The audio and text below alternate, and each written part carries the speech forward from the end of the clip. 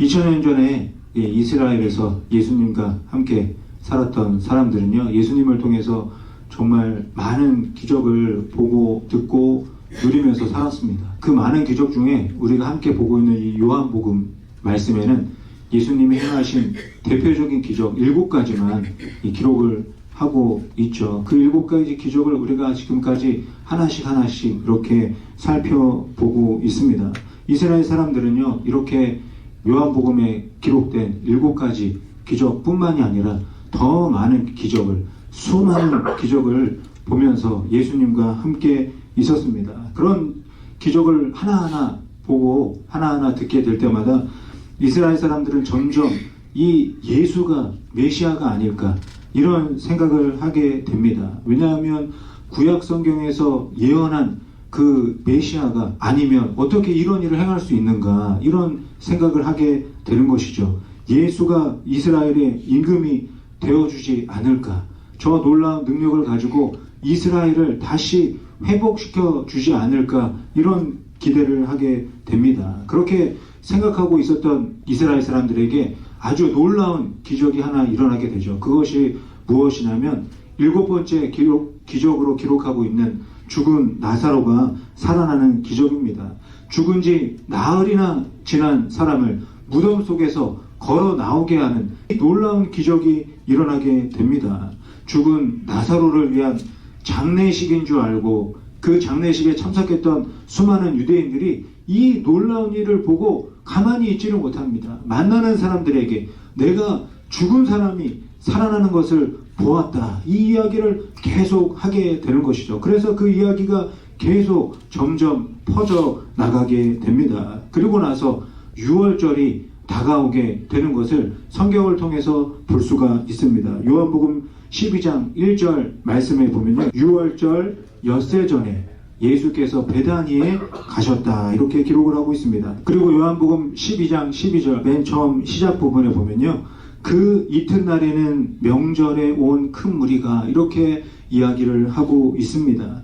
유월절이 큰 명절이었죠. 그래서 이스라엘에 살았던 사람들이 여러 지역으로 흩어져서 살다가도 유월절이 다가오면 멀리서부터 예루살렘을 향해서 모여들기 시작했습니다. 이제 유월절이 엿새 전이었다가 또 하루가 지나고 결국 4일 앞으로 다가오게 되었습니다. 모여든 사람들은요, 모여서 하나같이 예수에 대해서 이야기를 하게 됩니다. 내가 들은 이 이야기가 정말 사실일까? 너도 들었냐? 서로 예수에 대해서 이야기를 하게 됩니다. 소문으로만 들었던 예수님을 여기 와서 한번 만날 수 있지 않을까 이런 생각을 하고 있었던 것이죠. 그런데 예수님이 유월절이 가까이 다가오자 예루살렘을 향해서 올라가시게 됩니다. 이스라엘 사람들은 예루살렘으로 들어오시는 예수님을 바라보면서 흥분을 하기 시작합니다. 그 예수님을 향해서 종려나무 가지를 흔들고 소리를 지르고 환영을 하게 됩니다. 요한복음 12장 13절에서 기록을 하고 있는데 우리 같이 읽어보겠습니다. 종려나무 가지를 가지고 맞으러 나가 외치되 호산나 찬송하리로다, 주의 이름으로 오시느니 곧 이스라엘의 왕이시여 하더라. 이 종려나무는요, 이스라엘 사람들에게는요 승리를 상징하는 그런 나무였습니다. 그 종려나무의 잎이 옆으로 퍼져 있는 것이 비처럼 보인다 그래가지고 이 나무가 승리를 상징한다고 생각을 했죠. 그래서 그 종려나무 가지를 흔들면서 예루살렘으로 들어오시는 예수님을 열렬히 환영을 했습니다. 사실 저 모습은요, 로마 황제가 어디 갈 때마다 사람들이 환영하는 모습과 너무나 똑같습니다. 그런데 차이가 무엇이냐? 그 로마 황제나 다른 나라의 왕들은 말을 타고 들어오는데 예수님은 나귀를 타고 들어오십니다. 그것도 나귀 새끼를 타고 들어오셨다 이렇게 성경은 말씀하고 있습니다. 요한복음 12장 15절에서 말씀하고 있습니다. 이는 기록된 바 시온 따라 두려워하지 말라, 보라 너의 왕이 나귀 새끼를 타고 오신다함과 같더라. 이 말씀은요, 구약 성경에 기록된 말씀을 인용하고 있습니다. 스가랴 9장 9절에서 스가랴 선지자가 말씀하신 말씀인데요, 겸손하여서 나귀를 타시나니 나귀의 작은 것 곧 나귀 새끼니라 이렇게 말씀을 하고 있습니다. 왕으로 오실 메시아에 대한 예언의 말씀이죠. 예수님은 다른 나라의 왕들처럼 크고 멋진 말을 타고 오시지 않고 나귀 새끼를 타고 오신다 이렇게 말씀을 하고 있습니다. 이 말씀을 이스라엘 사람들이 알고 있었어요. 그래서 저 말씀 그대로 나귀 새끼를 타고 오시는 것을 보고 이스라엘 사람들은 더 흥분을 하게 됩니다. 야, 정말 구약 성경에 기록된 대로 나귀 새끼를 타고 오시는구나. 저분이야말로 구약 성경에서 예언하고 있는 메시아가 아닌가 이런 생각을 하면서 흥분을 하게 됩니다. 예수님이 왜 나귀 새끼를 타고 오는지 이런 거는 전혀 궁금하지도 않고 생각하지도 않고 있었던 것이죠. 예수님이 나귀 새끼를 타고 오신 이유가 무엇이라고 스가랴 선지자가 말하고 있습니까? 겸손하여서라고 말씀하고 있죠. 그런데 이 이스라엘 사람들은 그런 것을 전혀 생각하지 않고 구약에서 예언한 대로 나귀 새끼를 타고 오시니 저분이 메시아가 맞는 것이 아닌가, 이스라엘의 새로운 왕이 되는 것이 아닌가 이런 생각을 하게 됩니다. 그래서 사람들이 예수님을 보고 큰 소리로 호산나를 외치고 또 자신이 들고 있는 종려나무 가지를 막 흔들면서 예수님을 환영합니다. 이런 예수님 요한복음뿐만이 아니라 마태복음, 마가복음, 누가복음에도 다 기록을 하고 있습니다. 우리 앞에서 가고 뒤에서 따르는 무리가 소리 높여 이르되 호산나 다윗의 자손이여 찬송하리로다 주의 이름으로 오시는 이여 가장 높은 곳에서 호산나 하더라. 누가복음 19장도 읽어보겠습니다. 이르되 찬송하리로다 주의 이름으로 오시는 왕이여 하늘에는 평하여 가장 높은 곳에는 영광이로다 하니. 이 모든 사람들이 왕으로 오시는 예루살렘에 들어오시는 예수님을 바라보면서 호산나를 외치고 있습니다. 있는 힘껏 소리를 높이고 가지고 있는 것을 있는 힘껏 흔들면서 예수님을 환영했습니다. 사람들은 예수님을 바라보면서 열광을 했습니다. 이렇게 열광적으로 소리를 지르고 나무가지를 흔들고 예수님을 환영하는 이유가 무엇이라고 성경은 말씀하고 있습니까? 요한복음 12장 18절에서 말씀하시죠. 무리가 예수를 맞으면 표적 행하심을 들었습니다. 이렇게 말씀하고 있습니다. 죽은 사람도 살리시는 예수님의 능력 때문에 열광하고 있다. 죽은 사람이 살아나는 기적의 이야기를 듣고 흥분하고 있다. 자신들이 기대하는 것을 이루어 주시기에 능력이 너무도 충분하다. 이런 생각을 한 것이죠. 그래서 예수님을 환영을 한 것입니다. 그런데 요한복음 12장 12절 앞부분의 말씀이 분위기가 너무나 다릅니다. 12절부터는 사람들이 흥분하고 소리 지르고 열광을 하고 있는데 그 바로 앞부분에는 너무나 다른 분위기의 이야기가 기록되어져 있습니다. 우리가 잘 알고 있는 마리아의 이야기가 기록되어져 있죠. 마리아는 예수님을 보고 전혀 흥분하지도 않고 또 소리 지르지도 않고 요란하게 예수님을 맞이하지도 않았습니다. 조용하게 예수님 앞에 나아가서 자신이 가지고 있던 향유를 예수님의 발에 부어 드렸습니다. 그 주변에 있던 사람들은요, 예수님의 발에 부어지는 그 향유를 보고 왜 이렇게 귀한 것을 땅에 버려서 허비하느냐, 팔아서 가난한 사람 나눠주는 게 낫지 않냐, 이런 이야기들을 했습니다. 땅바닥에 쏟아지고 있는 향유만을 바라보고 이런 이야기를 하고 있는 것이죠. 하지만 예수님은 다른 곳을 바라보고 있었습니다. 예수님이 바라보신 것은 무엇이냐? 바로 마리아였습니다. 예수님의 발에 향유를 붓는 마리아를 예수님이 보고 계셨습니다. 지금 이 순간 마리아는 비싼 향유를 붓는 여인이 아니라 예수님 앞에 있는 여인이 되는 순간이었습니다. 예수님과 함께 같은 시간과 같은 장소에 있는 놀라운 이 사실을 성경은 기록하고 있는 것입니다. 예수님이 마리아를 칭찬하셨다 기록하고 있는데 칭찬하신 이유가 바로 이것입니다. 예수님과 함께하는 것을 선택했기 때문에 예수님이 칭찬을 하신 것이죠. 마리아가 귀한 것을 쏟아 부었기 때문에 칭찬하신 것이 아니라 예수님과 함께하기로 선택한 그 마리아를 칭찬해 주신 것입니다. 예수님이 이 마리아의 마음을 너무나 잘 알고 계셨습니다. 그래서 예수님이 이 마리아의 마음을 설명하시는 말씀이 요한복음 12장 7절에 기록되어져 있습니다. 예수께서 이르시되 그를 가만두어 나의 장래할 날을 위하여 그것을 간직하게 하라. 예수님이 마리아의 그 모습을 보면서 나의 장래한 날을 준비하도록 가만히 두어라 이렇게 이야기를 합니다. 저와 여러분은 예수님이 얼마 있으면 십자가에서 죽는다는 것을 알고 있습니다. 그래서 이 말씀이 예수님의 십자가를 상징하는 말씀이구나 이렇게 생각을 할 수 있습니다. 그런데 마리아는, 저 시간에 있던 마리아는 예수님이 십자가에서 죽을 것을 전혀 알지 못했습니다. 내가 지금 향유를 붓고 있는 것이 예수님의 십자가를 준비하는 것이라고 상상도 하지 못했습니다. 그러면 마리아가 이 향유를 붓는 행동은 어떤 마음으로 한 것이겠습니까? 장래할 날을 준비한다는 것은요, 예수님이 죽으실 때까지 내가 예수님과 함께 있고 싶다, 이 마음으로 예수님의 발에 향유를 부은 것입니다. 그 마음을 예수님이 아시고 마리아를 칭찬해 주고 계시는 것이죠. 그런데 이스라엘 백성들은 어떻습니까? 이스라엘 백성들은 예수님을 향해서 호산나를 외치고 나무가지를 흔들었지만 예수님이 가지고 있는 엄청난 능력과 놀라운 기적에만 집중을 하고 있습니다. 죽은 자도 살리시는 능력으로 이스라엘을 로마에서 해방시켜 주시지 않을까, 이 생각만 하고 있는 것이죠. 이 생각 때문에 예수님을 열광적으로 환영하고 있는 것입니다. 우리가 예수님과 함께 유월절을 보내는구나, 이런 생각은 아무도 하지 않았던 것입니다.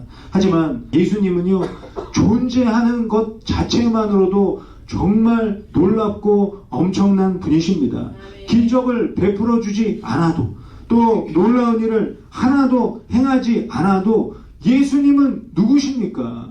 예수님은 하나님이십니다. 하나님이 나와 함께 이야기하고 하나님이 나와 함께 식사를 한다고 생각해 보시기 바랍니다. 얼마나 놀랍겠습니까? 하나님이 나에게 아무것도 해주지 않아도 나와 함께하고 있다는 그 자체만으로도 놀라운 경험이 될 것입니다.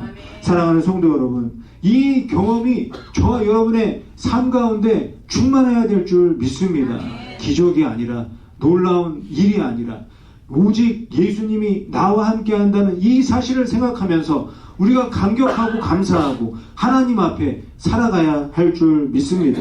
저 때문에 우리가 하나님과 함께 할 수 없었습니다. 그런데 함께 할 수 있도록 예수님이 이 땅에 찾아오신 것이죠. 하나님과 함께 하지 못한다는 것이 지옥에 가는 것처럼 너무나 괴로운 일이라는 것을 예수님이 알고 계셨기 때문입니다. 이런 예수님을 성경에서 뭐라고 소개하고 있습니까? 마태복음 1장 23절 말씀에 보면요, 예수님을 임마누엘이다 이렇게 소개를 하고 있죠. 임마누엘이 번역을 하면 하나님이 우리와 함께 계시다 함이라 이렇게 말씀하고 있습니다. 예수님은 나와 함께 하시는 하나님이다, 이 말씀을 하고 있는 것이죠. 사랑하는 성도 여러분, 예수님은 저와 여러분과 함께 있는 것을 원하십니다. 저와 여러분이 예수님의 존재만으로 기뻐하고 예수님만 생각해도 행복하기를 원하십니다. 예수님은 저와 여러분이 예수 그리스도를 위해서 무언가 하기를 원하시는 그런 분이 아니십니다. 무언가를 행할 때만 인정해주고 무언가 했을 때만 칭찬해주는 그런 분이 아니십니다. 예수님은 저와 여러분이 예수님 앞에 있기를, 예수님과 함께 존재하기를 원하는 분이십니다. 즐겁고 행복할 때도 힘들고 어려울 때도 예수님과 함께 있기를 원하십니다. 서로의 존재만으로 예수님과 내가 함께 기뻐하고 즐거워하며 이 세상을 살기를 원하십니다. 우리 주변에 아주 갓난 아기들 보시면 너무 예쁘고 사랑스럽잖아요. 그 아이들이 어떤 일을 한 게 아닙니다. 무슨 업적이 있는 것이 아니죠. 이제 막 태어난 아기들은 아무것도 할 수 있는 것이 없습니다. 맨날 칭얼대고 울어대고 졸라대는 것밖에 하지 않습니다. 잠만 자고 똥만 싸고 밥만 먹고 뭐 하는 게 없습니다. 그런데도 엄마 아빠는, 할아버지 할머니는 그런 아기들을 바라보면서 너무나 사랑스럽게 바라보게 됩니다. 할 수 있는 건 모든 것을 다 해주게 됩니다. 내 앞에 존재하고 있다는 그 자체만으로 그 아기를 사랑하게 되는 것이죠. 신약 성경에 보면요, 고린도 전서, 고린도 후서, 여기에 고린도 교회 이야기가 기록되어져 있는데, 이 교회는요, 성경에 기록되어 있어서 거룩한 교회가 아니라 너무나 문제가 많은 교회여서 성경에 기록되어져 있습니다. 사도 바울도 이 교회 갈등을 해결하는데 정말 많은 시간을 쏟았습니다. 그 교회에 어떤 갈등이 있었느냐? 나는 이렇게 열심히 하는데 왜 너는 아무것도 하지 않느냐? 이 갈등이 이 교회 안에 가득 있었습니다. 이런 갈등 속에 있는 고린도 교회에게 사도 바울이 이야기를 합니다. 고린도전서 12장 12절 말씀인데요. 몸은 하나인데 많은 지체가 있고 몸의 지체가 많으나 한 몸인과 같이 그리스도도 그러하니라. 교회가 몸과 같은 곳이다, 이렇게 설명을 하고 있습니다. 우리 몸에 뭐가 있나요? 머리도 있고 손, 발도 있고 눈과 코와 입이 있습니다. 그 밖에 우리가 보이지 않지만 많은 몸을 이루고 있는 지체들이 있습니다. 그 지체 중에 의미 없는 지체는 없습니다. 그래서 눈이 손에게 너는 보지 못하면 아무것도 못하니까 너는 야 있을 필요가 없다, 이렇게 말할 수 없다는 것이죠. 또 머리가 발에게 내가 명령하지 않으면 너는 갈 수 없으니까 발 너 중요하지 않아, 이렇게 말할 수가 없다는 겁니다. 머리카락 하나도 존재하는 이유가 있습니다. 내 몸에 존재하는 것은 그 존재 자체로 너무나 소중하고 의미가 있다는 겁니다. 교회의 공동체가 이런 곳이다, 사도 바울이 말하고 있는 것이죠. 그렇기 때문에 성도를 바라보면서 왜 저러고 있는지 생각하지 말라는 겁니다. 서로 돌봐주고 서로 존중하고 함께 해야 한다는 것이죠. 함께 아파하고 함께 즐거워하는 것이 몸된 지체, 교회의 진정한 모습이다 말씀하고 있는 것입니다. 고린도전서 12장 26절 말씀 같이 읽어보겠습니다. 만일 한 지체가 고통을 받으면 모든 지체가 함께 고통을 받고 한 지체가 영광을 얻으면 모든 지체가 함께 즐거워하느니라. 이스라엘 사람들이 호산나를 외치는 이유는요, 예수님의 존재 때문이 아니었습니다. 마리아처럼 예수님과 함께하고 싶은 그런 마음이 아니었습니다. 예수님과 함께 아파하고 예수님과 함께 즐거워하는 그런 삶을 선택하지 않았습니다. 그런 이스라엘 사람들에게 예수님이 죽는 순간까지 계속 말씀하십니다. 예수님이 뭐라고 말씀하십니까? 내가 세상 끝날까지 너와 함께 있겠다. 내가 죽어도 함께 있겠다. 영원히 함께 있겠다. 왜 이스라엘 사람들에게 예수님이 이렇게 말씀하시는 것입니까? 우리가 예수님과 함께 있는 그 순간이 가장 놀라운 시간이기 때문입니다. 죽은 사람이 살아나는 것보다 예수님과 함께 있는 것이 놀라운 순간이기 때문입니다. 예수님이 내 안에, 내가 예수님 안에 있는 것이 가장 놀라운 기적이기 때문에 예수님이 계속 말씀하고 계시는 것입니다. 교회의 머리는 예수님이시고 예수님이 다스리는 곳이 교회다, 이렇게 알고 있습니다. 그런데 이 말에 더 중요한 의미가 있습니다. 머리 대신 예수님과 함께 있지 않으면 이 몸의 모든 지체는 존재하는 의미가 없다는 말입니다. 예수님을 머리라고 말은 하면서 머리이신 예수님과 떨어져 있다면 아무것도 아니라는 말씀입니다. 예수님과 함께 있지 않고는 교회가 교회일 수 없고 성도가 성도일 수 없다는 말입니다. 호산나를 아무리 크게 외쳐도 예수님과 함께 있지 않으면 아무것도 아닌 것이 된다는 것입니다. 교회는요, 무언가 해야 하는 곳이라기보다는 내가 예수님과 함께 있는지 항상 점검하는 곳입니다. 일주일 동안 나에게 주어진 삶 속에서 열심히 뛰고 달리느라 예수님과 떨어지려는 그런 순간이 다가오기도 합니다. 그런데 곧 주일이 또 다가오게 되죠. 그래서 다시 교회에 와서 내가 예수님과 함께 있었는지 떨어져 있었는지 확인하는 것입니다. 그리고 다시 다짐하는 것이죠. 오늘부터는 예수님과 절대 떨어지지 않겠다. 예수님과 함께 살아내겠다. 이렇게 다짐하고 다시 예수님과 함께 이 세상으로 나가는 것입니다. 아멘. 예수님은요, 우리가 예수님께 무언가를 했는지를 보시지 않으십니다. 사실 우리가 예수님께 해드릴 것도 없습니다. 예수님은 하나님이시기 때문에 온 우주 만물이 예수님의 것입니다. 온 우주가 예수님이 거하시는 장소입니다. 이런 예수님에게 저와 여러분이 해드릴 것은 아무것도 없습니다. 그런데 예수님은 저와 여러분이 예수님과 함께 하기를 원하십니다. 왜 그러겠습니까? 온 우주 만물보다 저와 여러분이 너무나 소중한 존재이기 때문입니다. 그래서 저와 여러분이 예수님과 하나의 몸으로 함께 있기를 너무나 원하시는 것입니다.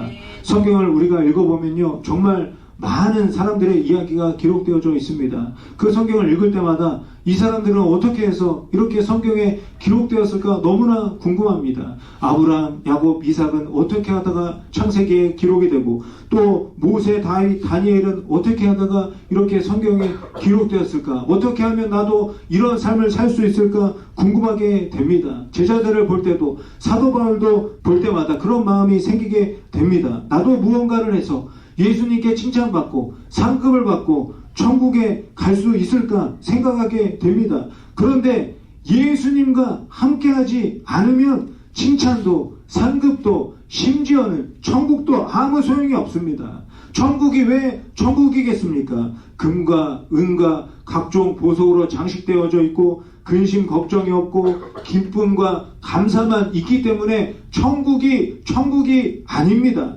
예수님과 함께 있기 때문에 그곳이 천국이 되는 것이죠. 금은 보석이 없고 근심, 걱정, 슬픔이 여전히 사라지지 않아도 예수님이 함께하면 그곳이 바로 천국입니다. 우리가 잘 알고 있는 찬송가 가사 중에 이런 게 있잖아요. 주 예수와 동행하니 그 어디나 하늘나라, 이런 찬송이 있습니다. 예수님은 저와 여러분이 예수님과 함께 있는 것 외에 다른 것은 아무것도 원하지 않으십니다. 이런 예수님의 마음으로 저와 여러분이 이 세상을 살기를 원하시는 것이죠. 지금 내 옆에 계신 성도님들을 존재만으로 기뻐하며 살기를 원하시는 것입니다. 나는 지금 여기에서 교회와 공동체와 성도를 위해서 무언가 하고 있는데 왜 저 사람은 아무것도 하지 않고 있나? 몰라서 그런 건가? 내가 무엇 하라고 말해 주어야 하나? 이러기보다는 그냥 서로의 존재 자체만으로 감사하는 교회가 되었으면 좋겠습니다. 일주일에 짧은 시간이지만 서로 함께 할 수 있는 것만으로도 기뻐하는 저와 여러분이 되셨으면 좋겠습니다. 예수님의 마음으로 서로를 대하기 위해서는 어떻게 해야 하겠습니까? 내가 먼저 예수님과 함께 있어야 합니다. 그리고 내가 예수님과 함께 있을 때 누리는 놀라운 기쁨과 또 사랑과 은혜를 발견해야 합니다. 그래야 어느 누구를 만나도 존재 자체만으로 진심으로 반갑게 대할 수 있는 것입니다. 축복이라는 것을 보여주는 이 교회와 성도 여러분이 되셨으면 좋겠습니다. 그래서 우리가 만날 때마다 형제님도 자매님도 권사님도 집사님도 예수님과 함께하는 기쁨을 누리시기를 바랍니다. 이런 축복을 나누는 공동체와 교회가 되기를 소망합니다. 나는 지금 무엇을 보고 있습니까? 값비싼 향유가 땅에 떨어지는 것을 보고 있습니까? 아니면 마리아를 보고 있습니까? 예수님은 향유를 보시지 않고 마리아를 보셨습니다. 1년 연봉의 값어치하고는 비교도 안 될 만큼 너무나 소중한 마리아를 보고 계셨습니다. 나는 무엇을 보고 있습니까? 여러분은 무엇을 보고 있습니까? 능력과 기적을 보고 있습니까? 아니면 예수님을 보고 계십니까? 예수님은 지금 이 자리에서 저와 여러분만을 바라보고 계십니다. 예수님과 함께하고 있는 저와 여러분을 보시면서 너무나 기뻐하고 즐거워하고 계십니다. 무언가를 해서가 아닙니다. 기도를 해서가 아닙니다. 기도할 때는 보시고 안 할 때는 안 보시는 그런 분이 아닙니다. 헌금을 해서도 아니죠. 헌금을 할 때는 보고 안 할 때는 안 보시는 분이 아닙니다. 봉사할 때는 칭찬하시고 아무것도 안 할 때는 쳐다보지도 않는 그런 분이 아니십니다. 저와 여러분이 예수님과 함께하고 있다는 그 자체만으로 너무 기쁘고 행복해하는 그런 분이신 줄 믿습니다. 이런 마음이요, 스바냐 3장 17절에 그대로 적혀 있습니다. 저와 여러분을 존재만으로 사랑하시는 하나님의 마음이 그대로 담겨져 있습니다. 우리 같이 읽어보도록 하겠습니다. 너의 하나님 야훼가 너의 가운데 계시니 그는 구원을 베푸실 전능자이시라. 그가 너로 말미암아 기쁨을 이기지 못하시며 너를 잠잠히 사랑하시며 너로 말미암아 즐거이 부르며 기뻐하시리라 하리라. 예수님이 저와 여러분을 얼마나 기뻐하고 사랑하시면 계속 반복적으로 말씀하고 있습니다. 기쁨을 이기지 못한다. 사랑한다. 즐겁다. 기쁘다. 너만 바라봐도 너무나 행복하다. 예수님이 말씀하고 계십니다. 예수님이 옆에 계신 이 성도님들을 보면서 이렇게 기쁜데 저와 여러분도 옆에 계신 성도님들을 바라보면서 이 기쁨이 있어야 하지 않겠습니까? 우리 성도님들을 만날 때마다 감사가 넘쳐야 되지 않겠습니까? 왜? 하나님이 사랑하시는 분이니까, 예수님이 기뻐하시는 분이니까 저와 여러분도 만날 때마다 기쁘고 행복한 저와 여러분이 되시기를 바랍니다. 사랑하는 성도 여러분, 이제 우리가 서로를 존재만으로 기뻐하고 존재만으로 감사하며 살기를 원합니다. 서로의 존재만으로 행복해하는 교회가 되기를 소망합니다. 아무런 기적이 일어나지 않고 문제와 어려움이 사라지지 않아도 우리가 함께하고 있는 것만으로 같이 즐거워하고 행복해하는 교회가 되기를 원합니다. 서로 떨어질 수 없는 한 몸과 같은 존재라는 것을 우리가 기억하고 서로를 소중히 여기고 서로를 돌봐주고 함께하는 교회가 되기를 소망합니다. 비록 상대방이 내가 원하는 것을 해주지 않고 내가 기대하는 대로 해주지 않아도 그 존재만으로 기쁨과 감사하고 함께 살아가는 저와 여러분이 되시기를 바랍니다. 그래서 이 교회가 예수님의 존재만으로도 기뻐하고 서로의 존재만으로 행복해하는 교회라고 이 땅에 있는 많은 사람들에게 보여주고 나타나게 되기를 예수님의 이름으로 간절히 축원드립니다.